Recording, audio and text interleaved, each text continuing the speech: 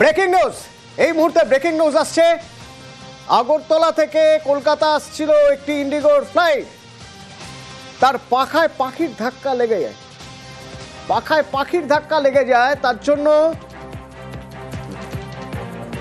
ঘুরিয়ে নিয়ে গিয়ে আগরতলা বিমানবন্দরে জরুরি অবতরণ করাতে হয়। আতঙ্কিত হয়ে পড়েন যাত্রীরা, বেশ কয়েকজন অসুস্থ হয়ে পড়েছে। আবির রয়েছে আমার সঙ্গে। আবির, কি হয়েছিল? দেখো, টেক অফ করার 20 মিনিট পরে এমার্জেন্সি ল্যান্ডিং করার অনুমতি চাওয়া হয়। আগরতলা এটিসির তরফ থেকে বিমানটিকে এমার্জেন্সি ল্যান্ডিং করার অনুমতি দেওয়া হয়। বিমানটি অবতরণ করে। যেটা জানতে পারা যাচ্ছে গ্রাউন্ড স্টাফেদের তরফ থেকে, সেটা হচ্ছে বিমানের নাম্বার 6E9203। এই বিমানের যে ব্লেড, সেই ব্লেড ক্ষতিগ্রস্ত হয়েছে পাখির ধাক্কার কারণে, এবং তার জেরেই হচ্ছে বিমানটি এমার্জেন্সি ল্যান্ডিং করে।